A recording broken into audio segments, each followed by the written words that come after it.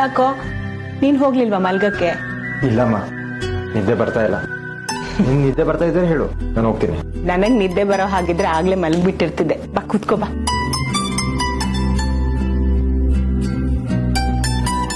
ಯಾಕೋ ಯಾಕಾಗ್ ನೋಡ್ತಿದ್ಯಾ?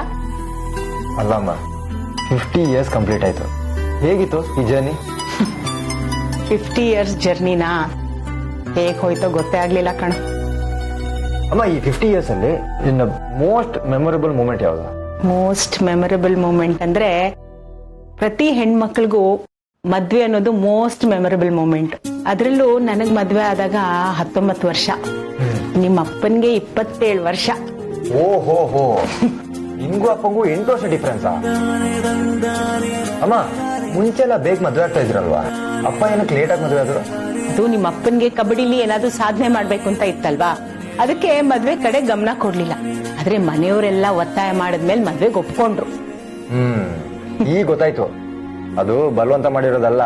ನಿನ್ನ ನೋಡಕ್ ಬಂದ್ರಲ್ವಾ, ನಿನ್ನ ನೋಡಿ ಫುಲ್ ಫಿದಾಗಿ ಒಪ್ಕೊಬಿಟ್ಟಿದ್ದಾರೆ.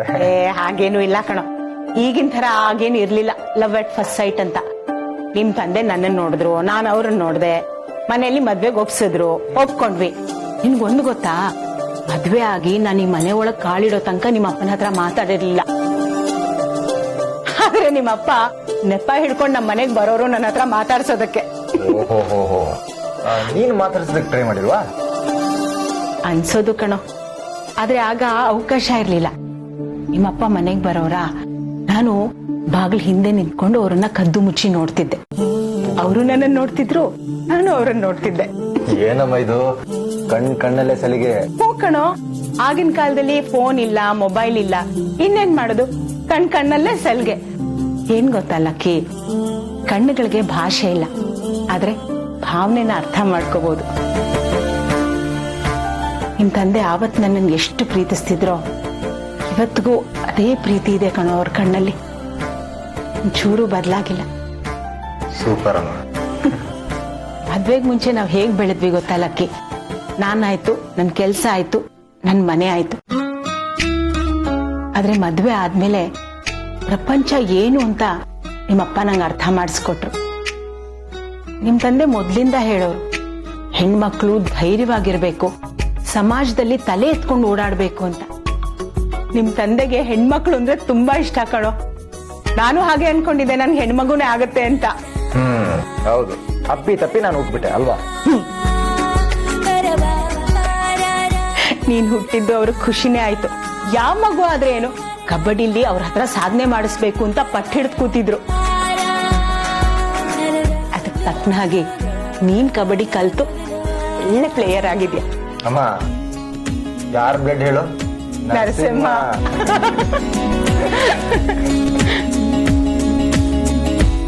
ನಿಜ ಕಣೋ, ಈ 50 ವರ್ಷದಲ್ಲಿ ಜೀವನದ ಎಲ್ಲಾನು ನೋಡ್ಬಿಟ್ಟಿದ್ದೀನಿ.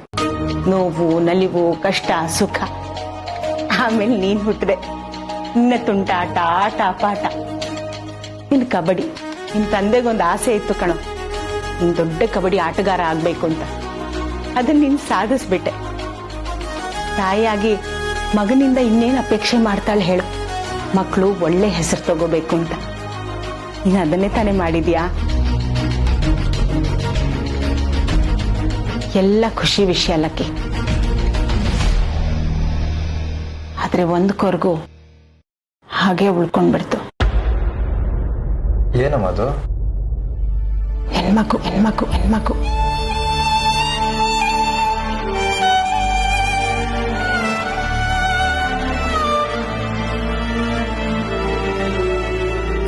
ನೀನ್ ತಂದೆ ಆಗ್ಬೇಕು, ನಾನು ನನ್ನ ಮೊಮ್ಮಗುನ ಎತ್ತಾಡಿಸ್ಬೇಕು ಅಂತ ತುಂಬಾ ಆಸೆ ಇತ್ತು ಲಕ್ಕಿ. ಆದ್ರೆ ಅದು ಒಂದಾಗ್ಲಿಲ್ಲ ನೋಡು.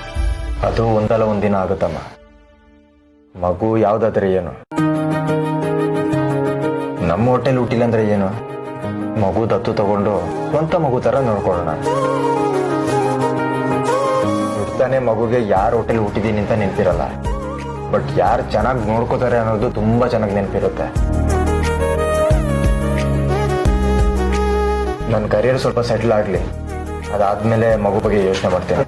ತುಂಬಾ ಒಳ್ಳೆ ನಿರ್ಧಾರ ಲಕ್ಕಿ. ನಾವು ಜೀವನದಿಂದ ತುಂಬಾ ಅಪೇಕ್ಷೆ ಮಾಡಬಾರ್ದು. ದೇವ್ರು ನಮ್ಗೇನ್ ಕೊಟ್ಟಿದಾನೋ ಅದನ್ನಷ್ಟನ್ನು ತಗೊಂಡು ಸಂತೋಷವಾಗಿರ್ಬೇಕು. ಸರಿ, ಲೇಟ್ ಆಯ್ತು, ಹೋಗಿ ಮಲ್ಕೋ ಹೋಗು. ಸರಿಮಾ, good night. Good night. Happy birthday once again. Thank you.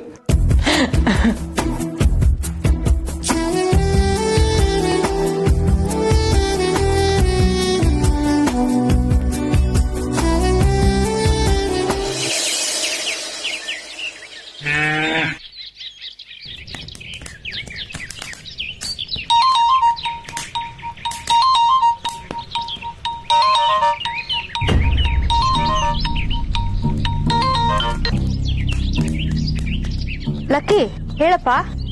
ಹೇಗಿದ್ದಾರೆ ಅತ್ತೆ? ಪರವಾಗಿಲ್ಲ. ಈಗ ಏನಾಗಿತ್ತು ಅವ್ರಿಗೆ? ಸ್ವಲ್ಪ ಸುಸ್ತಾಗಿತ್ತು ಅಷ್ಟೇ ಲಕ್ಕಿ. ಈಗ ಪರವಾಗಿಲ್ಲ, ಹುಷಾರಾಗಿದ್ದಾರೆ. ಹಾಸ್ಪಿಟಲ್ ಹೋಗಿಲ್ವಾ ಇನ್ನು? ಈಗ ಕರ್ಕೊಂಡ್ ಹೋಗ್ಬೇಕು, ರೆಡಿ ಆಗ್ತಾ ಇದೀವಿ. ಗೀತಾ ಇದ್ದಾಳಾ? ಇಲ್ಲೇ ಇದ್ದಾಳೆ. ನಿಮ್ ಮನೇಲಿ ಸುಮತಿ ಅಕ್ಕನ್ ಬರ್ಡೇ ಇತ್ತು. ಪಾಪ ನಮ್ ಗುಂಡಮ್ಮ ಮಿಸ್ ಮಾಡ್ಕೊಳ್ಳೋ ಹಾಗಾಯ್ತು. ಅದೆಲ್ಲ ಯಾವಾಗ ಬೇಕಾದ್ರೂ ಮಾಡ್ಬೋದು, ಬಟ್ ಹೆಲ್ತ್ ಅಲ್ವಾ ಫಸ್ಟ್ ಪ್ರಯಾರಿಟಿ. ಅತ್ತೆ ಹುಷಾರಾಗಿ ಫಸ್ಟ್. ನಿಮ್ಮನ್ನೆಲ್ಲ ಮನೆಗೆ ಇನ್ವೈಟ್ ಮಾಡೋಣ ಅಂತ ಅನ್ಕೊಂಡಿದ್ದೆ. ಅಯ್ಯೋ, ಇವಾಗಿನ ಪರಿಸ್ಥಿತಿನಲ್ಲಿ ಹೇಗ್ ಬರಕ್ಕಾಗತ್ತೆ ಲಕ್ಕಿ? ಗೀತಂಗ್ ಫೋನ್ ಕೊಡಿ. ಸರಿ. ಗುಂಡಮ್ಮ,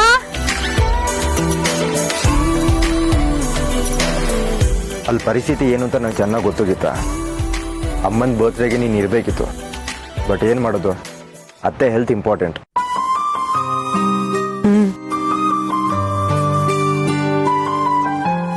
ಅವ್ರನ್ನ ಬಿಟ್ಟು ಬಾ ಅಂತ ಹೇಳೋದು ಚೆನ್ನಾಗಿರಲ್ಲ. ಇನ್ ಕೇಸ್ ಬಂದ್ರು ನಿನ್ ಮನ್ಸಲ್ಲ ಅಲ್ಲೇ ಇರುತ್ತೆ. ಅದಕ್ಕೆ ನೀನ್ ಅತ್ತೆನ ಹಾಸ್ಪಿಟಲ್ ಕರ್ಕೊಂಡು ಹೋಗು, ಅವ್ರನ್ನ ಚೆನ್ನಾಗಿ ನೋಡ್ಕೊ. ಇಲ್ಲಿ ಅಮ್ಮಂಗೆ ನಾನು ಹೇಳ್ತೀನಿ.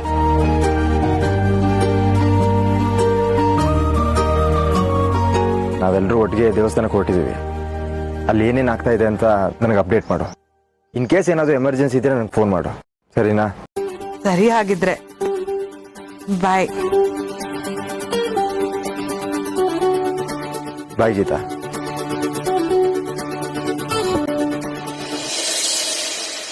ಯಾರು ಕಾಣಿಸ್ತಾ ಇಲ್ಲ. ದತ್ತಣ್ಣ, ದತ್ತಣ್ಣ, ಏನೋ? ಯಾಕೋ ಇಷ್ಟೊತ್ತಾದ್ರೂ ಯಾರು ಕಾಣಿಸ್ತಾ ಇಲ್ಲ? ನನ್ಗೇನೋ ಗೊತ್ತು. ಅಮ್ಮ 10 ನಿಮಿಷದಲ್ಲಿ ಬರ್ತಾರಂತೆ. ನೀನ್ ರೆಡಿನಾ? ನಾನು ರೆಡಿ. ಕಾರ್ನ ವಾಶ್ ಮಾಡಿ ನಿಲ್ಸಿದೀನಿ, ಕಾರು ರೆಡಿ. ಅಬ್ಬಾ ಸೂಪರ್. ದೊಡ್ಡಪ್ಪ ಯಾಕೆ ಇಷ್ಟು ಲೇಟು? ನಾನ್ ರೆಡಿನಪ್ಪ. ಸೂಪರ್ ದೊಡ್ಡಪ್ಪ. ಮತ್ತೆ ನಮ್ದು ಬಿಡಿ ಅಪ್ಪ, ನಾವೇನ್ ಆರಾಮಾಗಿ ಬೇಗ ರೆಡಿ ಆಗ್ಬಿಡ್ತೀವಿ. ನಮ್ಮನೆ ಹೆಂಗಸರುಗಳಿದಾರಲ್ಲ, ಎಲ್ಲಾದ್ರೂ ಹೋಗ್ಬೇಕು ಅಂದ್ರೆ 2 ದಿನ ಮುಂಚೆ ಹೇಳ್ಬೇಕು, ಅವಾಗ ಕರೆಕ್ಟ್ ಟೈಮಿಗೆ ಬರ್ತಾರೆ ನೋಡಿ. ಹೌದೌದು, ಫಸ್ಟ್ ನೀನ್ ಹೆಂಡತಿ ರೆಡಿ ಅದ್ಲಾ ನೋಡಪ್ಪ. ಕರೆಕ್ಟ್ ಅಲ್ವಾ? ನಮ್ಮನೆ ಹೆಂಗಸರುಗಳಲ್ಲಿ ನನ್ನ ಹೆಂಡ್ತಿನೇ ಲೇಟಾಗಿ ಮೇಕಪ್ ಮಾಡ್ಕೊಂಡು ಲೇಟಾಗಿ ಬರೋದು. ಹೋಗಿ ಕರ್ಕೊಂಡು ಬರ್ತೀನಿ ರೀ. ಪೂರ್ತಿ ಮೇಕಪ್ ಆದ್ಮೇಲೆ ಕರ್ಕೊಂಬ, ಮತ್ತೆಲ್ಲರೂ ಅರ್ಧಕ್ಕೆ ಕರ್ಕೊಂಡ್ ಬಂದ್ಬಿಟ್ಯಾ? ಅವಳು ಬನ್ನಿ, ವೇಟ್ ಮಾಡೋಣ ಬನ್ನಿ.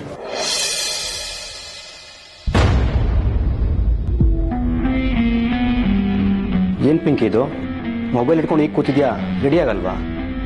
ರೆಡಿನಾ? ಏನಕ್ಕೆ? ದೇವಸ್ಥಾನಕ್ಕೆ. ಓ, ದೇವಸ್ಥಾನಕ್ಕೆ ಹೋಗ್ತಿದ್ದೀರಾ? ಸರಿ, ಹೋಗ್ ಬನ್ನಿ, ದೇವ್ರು ಒಳ್ಳೇದ್ ಮಾಡಿ. ಯಾಕೆ ನೀನ್ ಬರಲ್ವಾ? ನನ್ನನ್ನು ಯಾರಾದ್ರೂ ಕರೆದಿದ್ದೀರಾ? ಮತ್ ನಾನ್ಯಾಕೆ ಬರ್ಬೇಕು? ರಾತ್ರಿ ಕೇಕ್ ಕಟ್ ಮಾಡ್ಬೇಕಾದ್ರೆ ಚಿಕ್ಕಮ್ಮ ಎಲ್ಲಾರ ಮುಂದೆ ಹೇಳಿದ್ರು ತಾನೆ ನಾಳೆ ದೇವಸ್ಥಾನಕ್ಕೆ ಹೋಗೋಣ ಅಂತ.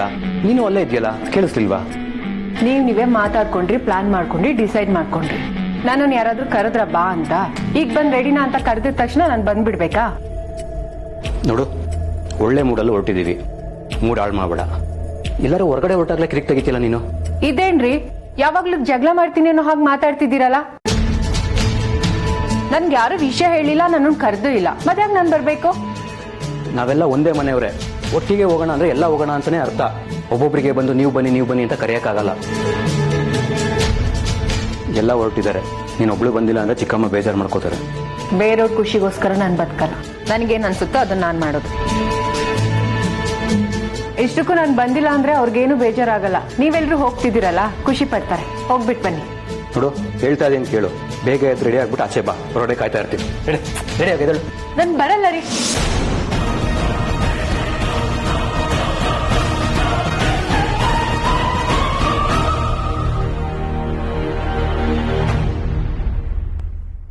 ಅಮ್ಮ ರೆಡಿನಾ? ರೆಡಿ ಕಣ. ಅಮ್ಮ, ಈ ಸೀರೆಯಲ್ಲಿ ಸೂಪರ್ ಆಗಿ ಕಾಣಿಸ್ತಾ ಇದೆಯಾ? ಈ ಸೀರೆ ನೀನೇ ಗಿಫ್ಟ್ ಕೊಟ್ಟಿದ್ದಲ್ಲೇನೋ? ಓ ಹೌದಲ್ವಾ? ಸರಿ, ಹೊರಡೋಣವಾ? ಇರಮ್ಮ, ದತ್ತಣ್ಣ ಅತ್ತಿಗೆ ಬರ್ಲಿ. ಅವ್ರಿನ್ನೂ ರೆಡಿ ಆಗಿಲ್ವಾ? ಇಲ್ಲ, ಬರ್ತೀನಿ ಅಂತ ಹೇಳ್ದ. ಮೋಸ್ಟ್ಲಿ ಇಬ್ರು ರೆಡಿ ಆಗ್ತಾ ಇರ್ಬೇಕು. ಸರಿ ರೆಡಿ ಆಗ್ಲಿ ಬಿಡು, ನಾನು ಅಷ್ಟ್ರಲ್ಲಿ ಪೂಜಾ ಸಾಮಾನು ತಗೊಂಡ್ಬಿಡ್ತೀನಿ. ಸರಿ ಮ್ಯಾಮ್. ಮನೆಯವರೆಲ್ಲ ಖುಷಿ ಖುಷಿಯಾಗಿ ದೇವಸ್ಥಾನಕ್ಕೆ ಹೊರಟಿದ್ದಾರೆ. ಅವ್ರ ಖುಷಿನ ಹಾಳು ಮಾಡ್ಬೇಡ, ರೆಡಿಯಾಗು. ಹೌದು ರೀ, ನನ್ಗೆ ನಿಮ್ ಮನೆಯವ್ರ ಖುಷಿ ಕಿತ್ಕೊಳ್ಳೋದೇ ಕೆಲ್ಸ, ಬೇರೆ ಕೆಲ್ಸ ಏನಿದೆ? ಪಿಂಕಿ ನಿಧಾನ ಮಾತಾಡು, ಎಲ್ಲ ಅಲ್ಲಲ್ಲಿ ಕೂತಿದ್ದಾರೆ. ಯಾಕೆ ನಿಧಾನ ಮಾತಾಡ್ಬೇಕು? ನೀವೇನೋ ಅವ್ರ ತಾಳು ಕುಣಿತೀರಾ ಅಂದ್ರೆ ನಾನು ಕುಣಿಲಿ? ನಾನ್ ಸುಮ್ಮನಿದೆ ಅಂತ ಬಾಯಿ ಬಂದ ಮಾತಾಡ್ತಿದ್ಯಾ? ನಾಲ್ಗೆ ಉದ್ದಾಗ್ತದೆ ನಿಂದು. ಓಕೆ ರೆಡಿಯಾಗು, ಹೋಗು. ನಾನ್ ರೆಡಿ ಆಗಲ್ಲ ಅಂತ ಹೇಳಿಲ್ವಾ? ಪಿಂಕಿ ನಂಗೆ ಸಿಟ್ಟು ಬರ್ಸ್ಬಿಡ, ತಗ್ಗದ್ ಬಾರಿಸ್ಬಿಡ್ತೀನಿ ನೋಡು. ನಿಮ್ಗೆ ಅದ್ಬಿಟ್ರೆ ಬೇರೆ ಇನ್ನೇನ್ ಗೊತ್ತು? ರೆಡಿಯಾಗು, ಹೇಳಿ ಹೋಗು. ಬರಲ್ಲ ಅಂತ ಹೇಳಿದ್ನಲ್ವಾ? ಹೋಗೆ. ಲಕ್ಕಿ, ಏನ್ ನಡೀತಾ ಇದೆ ಒಳಗೆ? ಗೊತ್ತಿಲ್ಲ ಅಮ್ಮ. ಜಗಳ ಆಡ್ತಾ ಇದಾರೆ. ರೂಮಿಗೆ ಹೋಗ್ಬೇಕಾದ್ರೆ ಖುಷಿಯಾಗಿ ಹೋದ, ಅಲ್ಲಿ ಏನಾಯ್ತೋ ಗೊತ್ತಿಲ್ಲ. ದತ್ತ, ಆಚಿಕಮ್ಮ ಏ ದತ್ತ, ಬಾರೋ ಇಲ್ಲಿ. ಅಂದ್ರೆ ಬಾಯಿ ನನಗೆ ಬಿಟ್ಟಿರು.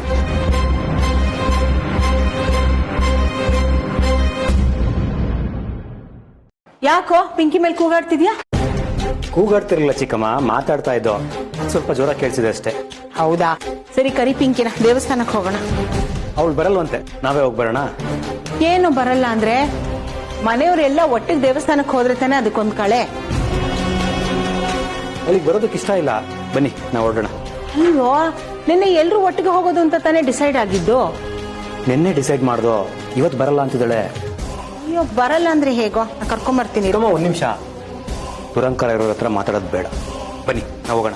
ದುರಂಕಾರ ಇದ್ರೆ ನಿನ್ ತೋರಿಸ್ತಾಳೆ, ನನ್ಗೆ ಯಾಕೋ ತೋರಿಸ್ತಾಳೆ? ಬಾಯಿ ಕಡೆ ನಾನು ಚಿಕ್ಕಮ್ಮ ಬೇಡ ಅಂತ ಹೇಳ್ತಿಲ್ವಾ? ಬಾರೋ ಈ ಕಡೆ, ನಾ ಕರ್ಕೊಂಬರ್ತೀನಿ ಇರು. ಪಿಂಕಿ,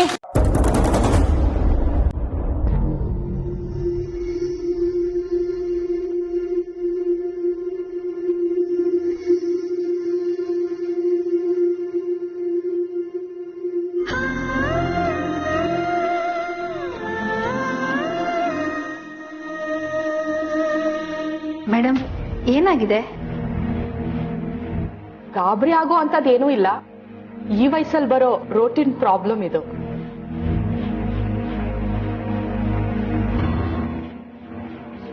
ಇವರಿಗೆ BP ಲೋ ಆಗಿದೆ, ಅದರಿಂದಾನೇ ತಲೆ ಸುತ್ತು ಬರೋದು, ತಲೆ ಚಕ್ಕರ್ ಆಗೋದು, ಈ ರೀತಿ ಆಗ್ತಾ ಇರತ್ತೆ.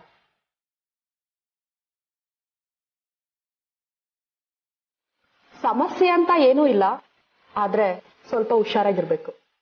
ಬೇರೆ ಏನಾದ್ರು ಟೆಸ್ಟ್ಗಳನ್ನ ಮಾಡಿಸ್ಬೇಕಾ?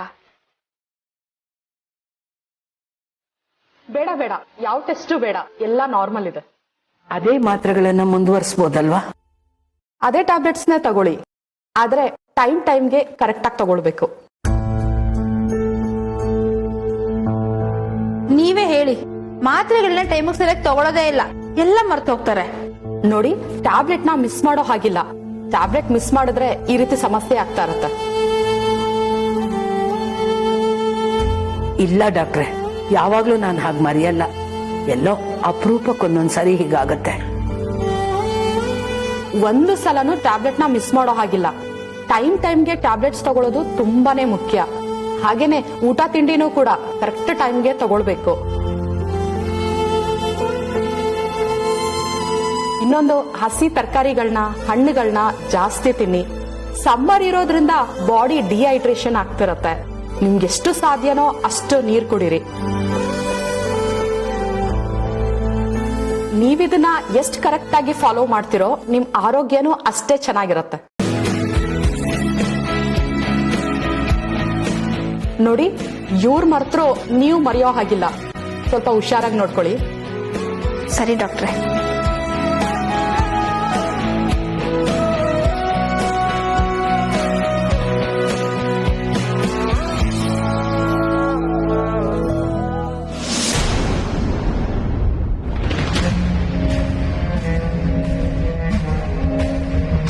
ಪಿಂಕಿ, ಬೇಜಾರಾದಾಗ ಕಿಟಕಿಯಿಂದ ಹೊರಗೆ ನೋಡಿದ್ರೆ ಮನ್ಸಿಗೆ ಸಮಾಧಾನ ಸಿಗುತ್ತಂತೆ. ಒಳಗಿತ್ಕೊಂಡೇ ಇಷ್ಟು ಸಮಾಧಾನ ಸಿಗೋದಾದ್ರೆ ಇನ್ನು ಹೊರಗೆ ಹೋದ್ರೆ ಎಷ್ಟು ಖುಷಿ ಸಿಗ್ಬೋದು ಯೋಚನೆ ಮಾಡು. ದೇವಸ್ಥಾನಕ್ಕೆ ಬರಲ್ಲ ಅಂತ ಹೇಳಿದ್ಯಂತೆ. ನಿನ್ನನ್ ಕಂಡ್ರೆ ನನಗಂತೂ ತುಂಬಾ ಇಷ್ಟ. ನನ್ ಕಂಡ್ರೆ ನಿನಗೂ ಅಷ್ಟೇ ಇಷ್ಟ ಅಂತ ಅನ್ಕೊಂಡಿದ್ದೀನಿ. ಉತ್ತರ ನಿನ್ ಕೈಯಲ್ಲಿದೆ. ನಾನ್ ದೇವಸ್ಥಾನಕ್ಕೆ ಬರಲ್ಲ, ನೀವು ಹೋಗ್ಬನ್ನಿ. ಅಯ್ಯೋ, ಇದೆಲ್ಲ ಇದ್ದಿದ್ದೆ. ಕೆಲವೊಂದ್ಸಲ ಜೀವನನೇ ಬೇಡ ಅನ್ಸ್ಬಿಡುತ್ತೆ. ದುಃಖ ಬೇಜಾರ್ ಕಳ್ಕೊಳಕ್ ತಾನೇ ನಾವ್ ದೇವಸ್ಥಾನಕ್ ಹೋಗೋದು. ಅಲ್ಲಿಗೆ ಬರಲ್ಲ ಅಂತಿದ್ಯಲ್ಲ ನೀನು. ನನ್ಗೆ ಇಂಟ್ರೆಸ್ಟ್ ಇಲ್ಲ. ಇಂಟ್ರೆಸ್ಟ್ ಬರೋದು ದೇವರ ಮೇಲೆ ಭಕ್ತಿ ಬಂದಾಗ. ದೇವ್ರ ಹತ್ರ ಹೋದ್ರೆ ತಾನೇ ನಮಗ್ ಸಾಂತ್ವನ ಸಿಗೋದು. ನನ್ ಮನ್ಸ್ ಸರಿ ಇಲ್ಲ, ಯಾಕೋ ಕಿರಿಕಿರಿ. ನೀವ್ ಹೋಗ್ಬಿಟ್ ಬನ್ನಿ. ದೇವಸ್ಥಾನಕ್ ಹೋಗೋದು ಕಿರ್ಕಿರಿನ ಕಡಿಮೆ ಮಾಡ್ಕೊಳಕ್ಕೆ, ಬೇಜಾರ್ನ ಕಳ್ಕೊಳಕ್ಕೆ. ನೀನ್ ನೋಡಿದ್ರೆ ಮನ್ಸಿಗೆ ಬೇಜಾರಾಗಿದೆ, ನೋವಾಗಿದೆ ಅಂತ ದೇವಸ್ಥಾನಕ್ಕೆ ಬರಲ್ಲ ಅಂತ ಹೇಳ್ತಿದ್ಯಾ.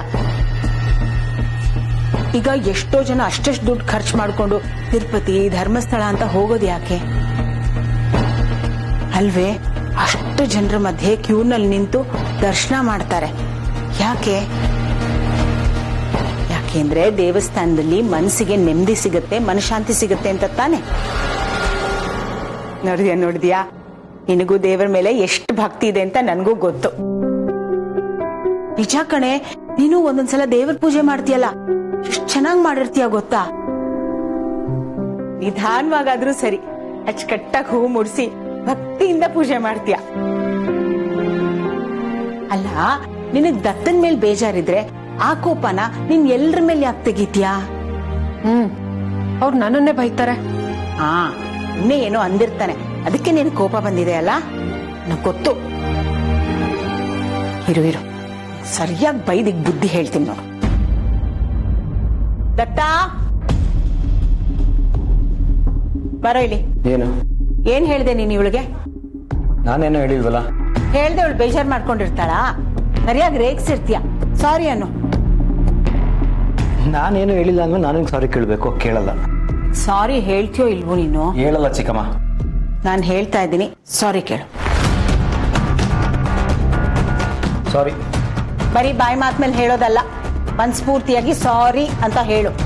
ಹೇಳಿದ್ನಲ್ಲ ಚಿಕ್ಕಮ್ಮ, ಸಾರಿ.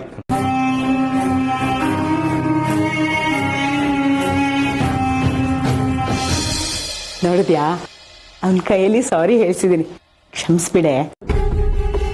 ನೋಡು, ಈಗ್ಲೂ ನೀನು ದೇವಸ್ಥಾನಕ್ಕೆ ಬರಲ್ಲ ಅಂತ ಹೇಳಿದ್ರೆ ಪ್ರೋಗ್ರಾಮ್ ಅನ್ನ ಕ್ಯಾನ್ಸಲ್ ಮಾಡ್ಬೇಡ.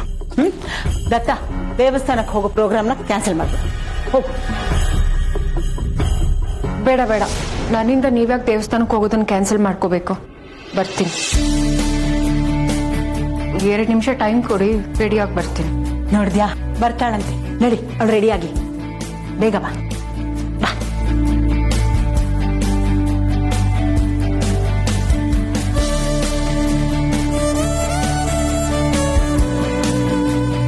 ಏನ್ ಸುಮತಿ, ನೀನ್ ಹೋಗ್ಬಿಟ್ಟು ಸಮಾಧಾನ ಮಾಡುವಾಗ ಅಷ್ಟೊಂದು ಸಿಟ್ ಮಾಡ್ಕೊಂಡಿದ್ಲ?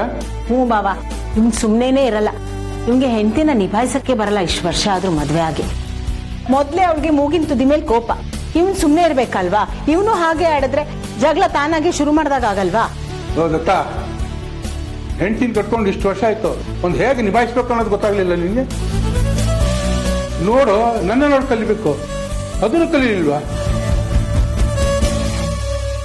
ದತ್ತ, ಪಿಂಕಿ ತಲೆಯಲ್ಲಿ ಏನೋ ಕೂತಿರತ್ತೆ, ಅದ್ರ ಮೇಲೆ ಈಗೋ ಹರ್ಟ್ ಆಗಿರತ್ತೆ. ನೀನು ಸಮಾಧಾನವಾಗಿ ಪ್ರೀತಿಯಿಂದ ಅವಳಿಗೆ ತಿಳಿಸಿ ಹೇಳ್ಬೇಕು. ಅದ್ಬಿಟ್ಟು ನೀನು ಜೋರ್ ಮಾಡಿದ್ರೆ ಅವಳಿಗೆ ಹಠ ಇನ್ನೂ ಜಾಸ್ತಿ ಆಗಲ್ವಾ? ಸಾರಿಯಿಂದಾನೆ ಸಂಸಾರ ಉಳ್ಕೊಳ್ಳೋದು. ಒಂದ್ ಸಾರಿ ಹೇಳೋದ್ರಿಂದ ಏನು ಕಳ್ಕೊಳ್ಳಲ್ಲ ಅಲ್ವೇನೋ? ಎಷ್ಟಮ್ಮ ಬುದ್ಧಿ ಹೇಳೋದು ಇವ್ನಿಗೆ. ಫಸ್ಟ್ ಹೆಂಡತಿಗೆ ಮಸ್ಕ ಮಾಡ್ಬೇಕು, ಆಮೇಲೆ ನಿನ್ ರಿಕ್ವೆಸ್ಟ್ ನ ಪ್ಲೇಸ್ ಮಾಡ್ಬೇಕು. ಆವಾಗ್ಲೇ ಕನ್ವಿನ್ಸ್ ಆಗೋದು. ದಡ್ಡ, ನಾನು ನೋಡ್ ಕಲ್ತ್ಕೋ. ಹೌದು ಬಿಡಪ್ಪ, ನಿನಗೆ ಬಹಳ ಎಕ್ಸ್ಪೀರಿಯನ್ಸ್ ಇದೆ. ನಿನಗೂ ಸೇರ್ಸ್ ಹೇಳ್ತಾ ಇರೋದು. ಅವನ್ಗಿಂತ 10ರಷ್ಟು ಕೋಪ ನಿನಗಿದೆ. ಪಾಪ ಗೀತಾ ಆಗಿದ್ದಕ್ಕೆ ಅನ್ಸರ್ಸ್ಕೊಂಡು ಹೋಗ್ತಾ ಇದ್ದಾಳೆ. ಅದಕ್ಕೆ ನಿನ್ ಬಂಡವಾಳ ಹೊರಗ್ ಬರ್ತಾ ಇಲ್ಲ. ಗೊತ್ತಾಯ್ತೇನಪ್ಪ ನಿನ್ ಬಂಡವಾಳ? ನಂಗೆ ಬುದ್ಧಿ ಹೇಳಕ್ ಬರ್ತಾನೆ. ಹಲೋ, ನೀನ್ ಬಿಲ್ಡಪ್ ತಗೋಬೇಡ. ನಿನಗ್ ಬೇಜಾರಾಗಬಾರ್ದು ಅಂತ ನಿನ್ ಮುಂದೆ ನನ್ನ ಬೈತಾ ಇರೋದು. ಜಾಸ್ತಿ ಖುಷಿ ಪಡ್ಬೇಡ. ಇಬ್ಬರಿಗೂ ಸೇರ್ಸ್ ಹೇಳ್ತಾ ಇರೋದು. ಹೆಂಡ್ತಿರು ಅಂದ್ಮೇಲೆ ಅನ್ಸರ್ಸ್ಕೊಂಡು ಹೋಗ್ಬೇಕು, ಆಗ್ಲೇ ಸಂಸಾರ ಚೆನ್ನಾಗಿರೋದು. ಹುಡುಕ್ ಬುದ್ಧಿ ಅವ್ರಿಗೆಲ್ಲ ಅರ್ಥ ಆಗ್ಬೇಕು. ಹಾಗಂತ ಹೇಳ್ದೆ ಇರಕ್ಕೂ ಆಗಲ್ವಲ್ಲ ಬಾವ?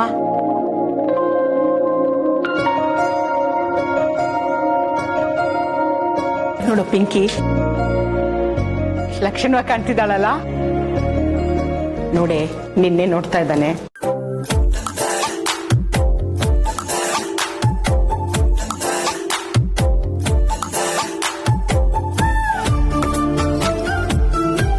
ಅಷ್ಟೆಲ್ಲ ಏನಿಲ್ಲ, ಫಸ್ಟ್ ಟೈಮ್ ಇಷ್ಟು ಬೇಗ ರೆಡಿಯಾಗಿ ಬಂದಲ್ಲ, ಅದಕ್ಕೆ ನೋಡಿದೆ ಅಷ್ಟೇ. ನೋಡಿ ಎಷ್ಟು ನೆಗೆಟಿವ್ ಆಗಿ ಕಮೆಂಟ್ ಮಾಡ್ತಾರೆ. ಒಂದ್ಸಲ ಏನಾದ್ರೂ ಪಾಸಿಟಿವ್ ಆಗಿ ಮಾತಾಡ್ತಾರಾ? ಏನ್ ಗೊತ್ತಾ, ಗಂಡಂದಿರು ತುಂಬಾ ರೇಗಿಸಿದ್ರೆ ಹೆಂಡತಿ ಮೇಲೆ ಪ್ರೀತಿ ಜಾಸ್ತಿ ಅಂತ. ಆಯ್ತಾ? ಗಾಡಿ ತೆಗಿಯೋ, ಹೊರಡೋಣ. ನಡಿಯಪ್ಪ, ಈಗ್ಲಾದ್ರೂ ಗಾಡಿ ತೆಗಿ.